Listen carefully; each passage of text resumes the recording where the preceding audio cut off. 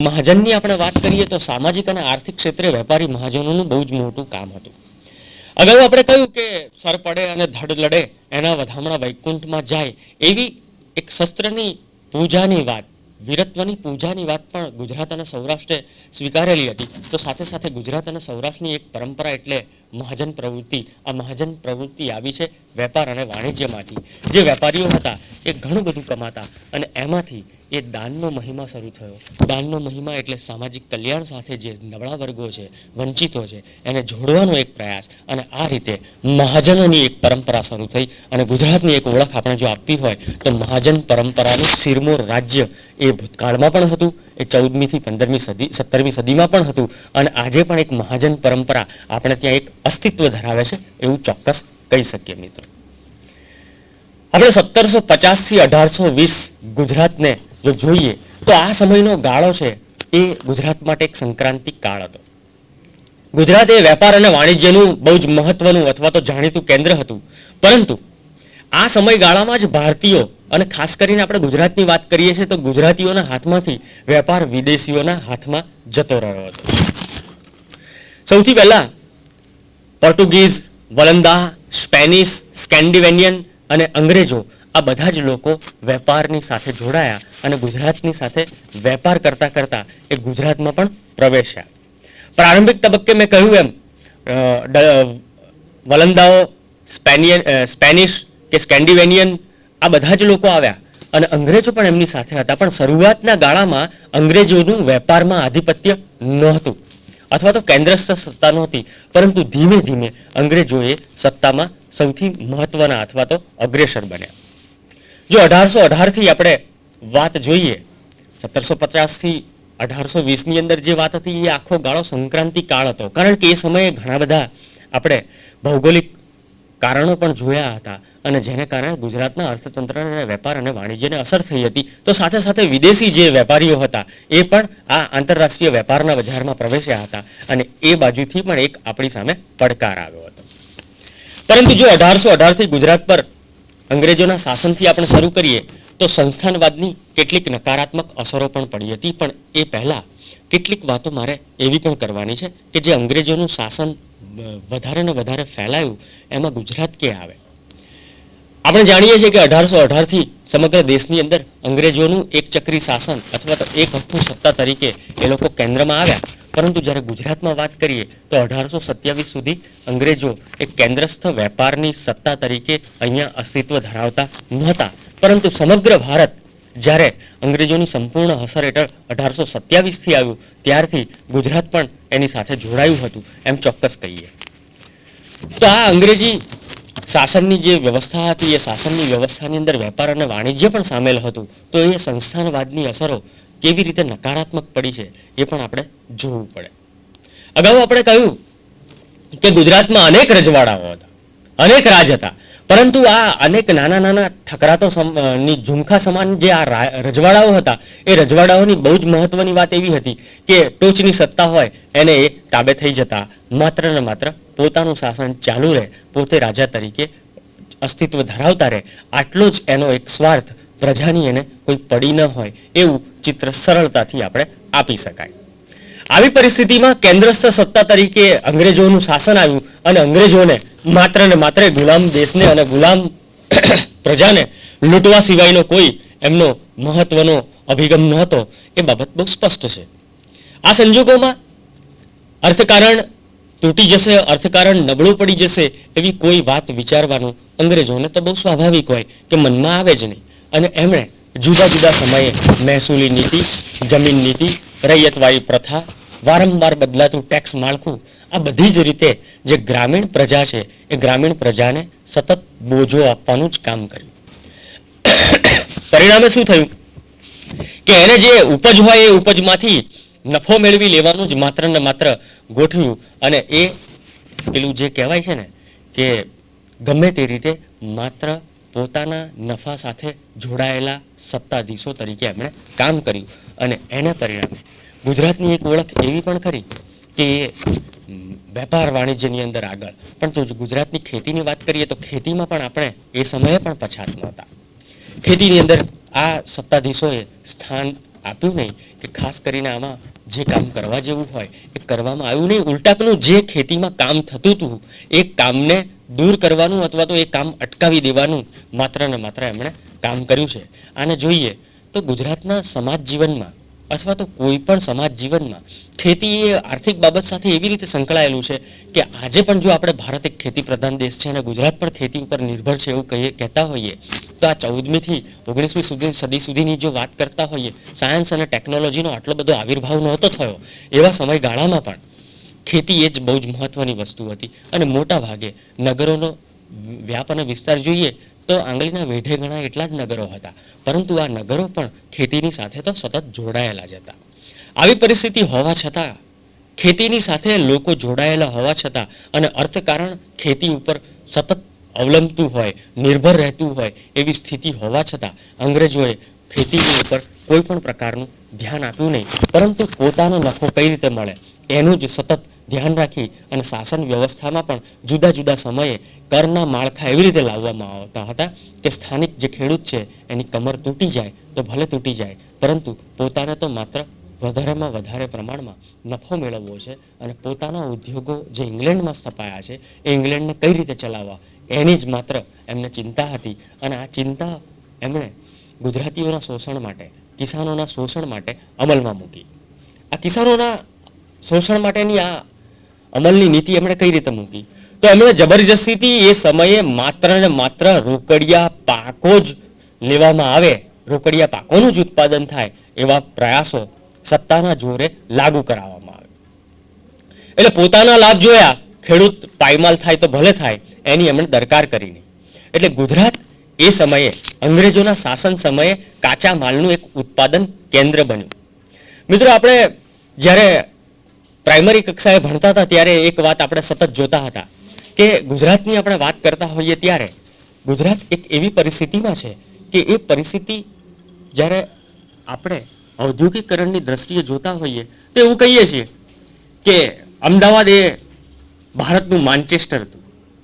પરંતુ જો ભારતનું માન્ચેસ્ટર હતું એમ કહેતા હોઈએ તો યોર્કશાયર અને લેન્કેશાયરની મિલને જે કાચો માલ સુતરાઉ કાપડનું ઉત્પાદન કરવા માટે અથવા તો કોટન જે હોય એ કોટનમાંથી કાપડ બનાવવા માટે જે કાચો માલ પૂરો પાડવામાં આવતો હતો એનું બહુ જ મોટું સ્થાન અથવા તો બહુ જ મોટું મથક એ ગુજરાત હતું. ગુજરાતમાં એ સમયે પણ આજે આપણે 21મી સદીમાં એમ કહીએ છીએ કે ચીનના બજારમાં 2 લાખ ઘાસડીઓ ગુજરાતી ખેડૂતોની પહોંચી છે કપાસની, તો એ સમયે પણ ગુજરાતના ખેડૂતો કપાસ પકવતા હતા અને સારી ક્વોલિટીનો કપાસ પકવતા હતા.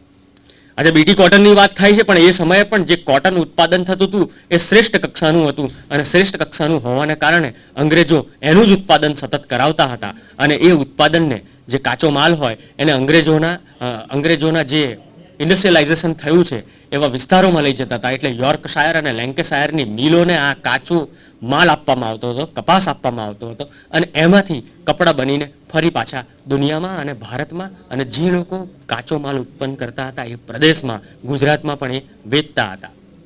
પાણીના મૂલે કપાસ લઈ જાય અને જ્યારે એ કપાસમાંથી કાપડ બને ત્યારે એના લાખો રૂપિયા ઉપજે, એવી રીતે એક શોષણનું જાળું અંગ્રેજોએ પાથર્યું. એટલે આપણને જ્યારે પ્રાથમિક કક્ષાએ એવું ભણાવવામાં આવતું હતું કે અમદાવાદ એ ભારતનું માન્ચેસ્ટર છે, આને આપણે જુદી રીતે કહી શકાય. કઈ રીતે કહી શકાય કે માન્ચેસ્ટર છે એ માત્ર અમદાવાદ બન્યું, પરંતુ જો આ બધો કાચો માલ ગુજરાતની અંદર એક પ્રોસેસિંગની સાથે, નિટિંગ અને જીનિંગની સાથે જો જોડવાનો પ્રયાસ ઇન્ડસ્ટ્રીયલાઇઝેશન સાથે સંકળાયેલો જે દેશ હતો અને એના હાકેમો આ દેશમાં રાજ કરતા હતા, જો એમણે કેટલુંક ધ્યાન આપ્યું હોત તો માત્ર અમદાવાદ નહીં, ગુજરાતના અનેક વિસ્તારો છે એ માન્ચેસ્ટર તરીકે બની શક્યા હોત. પણ અંગ્રેજોને માત્ર પોતાના નફા સાથે જ રસ હતો. એને લોકો પાયમાલ થાય, ખેડૂત પાયમાલ થાય તો ભલે થાય, પોતાનું તરભાણું સતત ભરાતું જાય એવી વ્યવસ્થા સાથે જ એ લોકો શોષણની રાજનીતિ અપનાવી રહ્યા હતા. એટલે ખેતીની અંદર માત્ર ને માત્ર પોતાનો જ જે લાભ છે એ લાભ જોવાની નીતિને કારણે પરિસ્થિતિ તદ્દન વિકટ બની. અને આ પરિસ્થિતિ વિકટ બની હોય એને આપણે મુદ્દાસર જોવું હોય તો એમ કરી શકાય કે શું થયું, તો કે ગામડાઓ તૂટ્યા, તો સાથે સાથે ઔદ્યોગિકરણ આવ્યું અને એને કારણે ગ્રામ અર્થતંત્ર તૂટી ગયું. શહેર અને ગ્રામીણ વચ્ચે જે સંબંધો હતા, જે રૂરલ અર્બન વચ્ચેના જે રિલેશન હતા એ રિલેશન્સ તૂટ્યા અને સાથે સાથે આ ધમધમતા અર્થતંત્રો હતા એ પણ તદ્દન નિષ્પ્રાણ બની ગયા, નબળા પડી ગયા.